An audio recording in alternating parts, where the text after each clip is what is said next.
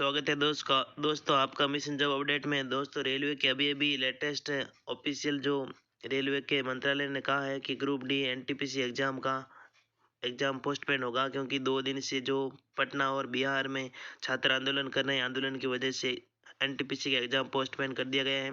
आइए official railway के मंत्रालय ने क्या कहा, आगे पूरी जानकारी इस वीडियो में है। वीडियो को पूरा अंत तक देखते जाइएगा।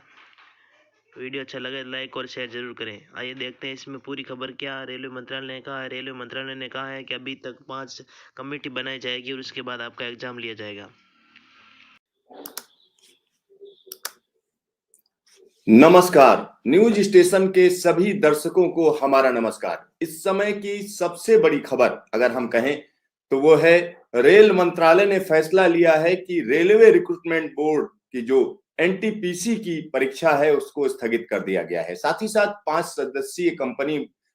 सदस्यीय कमेटी बनाई गई है, जो कमेटी इस पर फैसला लेगी कि आगे क्या करना है, क्योंकि एनटीपीसी एग्जाम को लेकर जिस तरीके से बवाल मचा हुआ था, जिस तरीके से घमासान मचा हुआ था, उसको लेकर छात्रों में रोष बढ़ता जा रहा था। पिछले 24 से 48 घंटे की बात करें तो जिस तरीके का डेवलपमेंट हुआ है उसको देखते हुए रेलवे ने यह फैसला लिया है कि इसको फिलहाल स्थगित किया जाए, क्योंकि एग्जाम की जो तारीख थी वो घोषित की जा चुकी थी।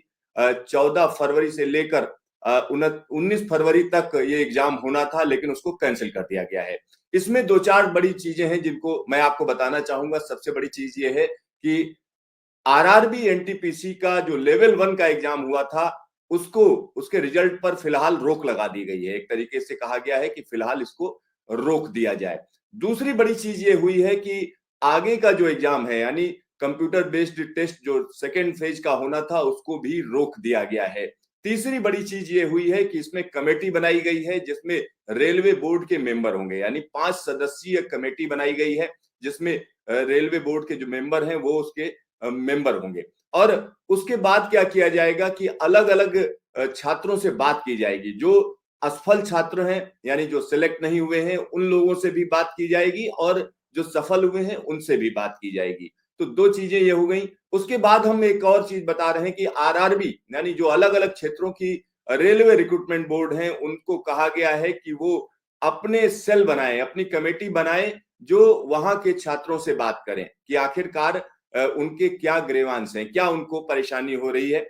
और इसके बाद सबसे बड़ी चीज ये है कि ये सब जब प्रक्रिया कर ली जाएगी उसके बाद फैसला लिया जाएगा कि आगे क्या करना है, कि तरीका क्या होना चाहिए। हम आपको बता दें कि 2018 में जब ये घोषणा की गई थी तो तकरीबन 31,000 के आसपास पद थे जिनकी भर्ती की घोषणा की गई थी, और एग्जाम जो है उसका पूरा शेड्यूल जारी किया गया था 2019 में हो जाएगा, लेकिन वैसा नहीं हुआ।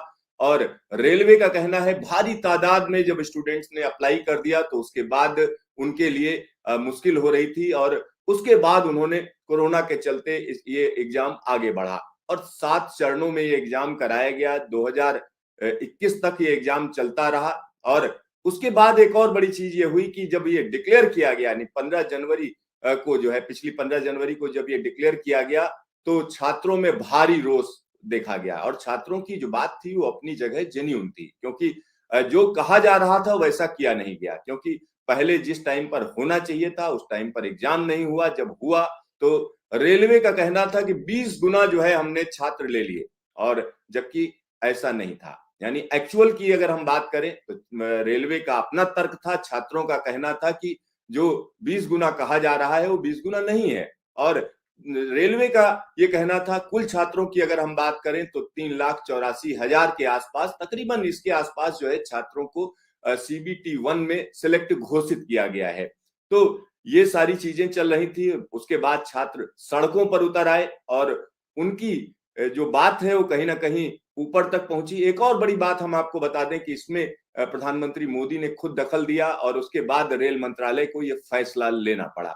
और अब आगे का रास्ता क्या है, क्योंकि ग्रुप डी की भी बात करें तो उसको लेकर भी छात्रों में असंतोष है, क्योंकि उसमें पहले ये हो रहा था कि स्क्रीनिंग टेस्ट नहीं होगा, एक ही टेस्ट होगा, उसके बाद की प्रक्रिया होगी। लेकिन अब उसमें रेलवे ने अपनी तरफ से संशोधन करके एक और जो है टेस्ट कर दिया, यानी सीबीटी 1 कर दिया। और आप समझ लीजिए ये एग्जाम कितने महत्वपूर्ण है, क्योंकि एनटीपीसी की जब हम बात करते हैं तो तकरीबन 1.25 करोड़ बच्चों ने इसमें अप्लाई किया था। 1.25 करोड़ बच्चों ने अप्लाई किया, जिसमें से तकरीबन 60 लाख बच्चों ने इसमें भाग लिया, क्योंकि कोरोना के चलते बहुत से लोगों ने इस एग्जाम को एक तरीके से छोड़ दिया, ऐसा भी हुआ, ऐसी बातें सामने आ रही हैं। तो आप सोचिए 60 लाख स्टूडेंट, भारी भरकम तादाद है, उन्होंने ये जब एग्जाम दिया तो उनको कहीं ना कहीं ये लग रहा था कि उनके साथ सही चीज, सही बर्ताव होगा, लेकिन जिस तरीके से हुआ वो कहीं ना कहीं दुर्भाग्यपूर्ण है।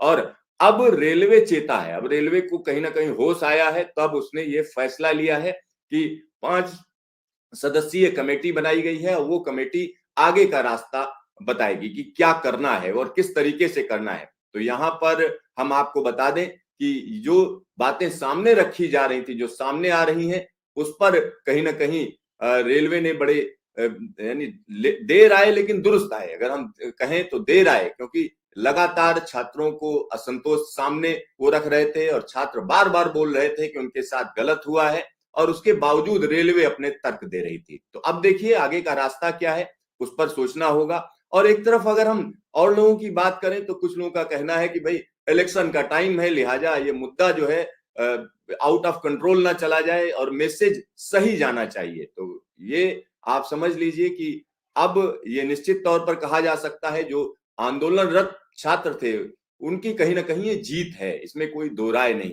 और उन्होंने उस चीज को सामने रखा, लोगों के बीच में पहुंचाया। खास तौर पर बहुत से लोगों का कहना है, छात्रों से मेरी बात हुई तो उनका कहना है कि इसके अलावा उनके पास कोई रास्ता नहीं बचा था, क्योंकि कोई भी उनकी बात नहीं सुन रहा था।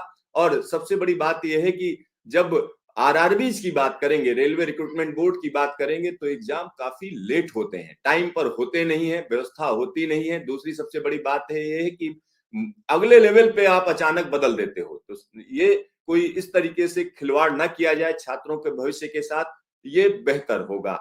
तो देखते रहिए न्यूज स्टेशन, फिर मिलेंगे दोबारा।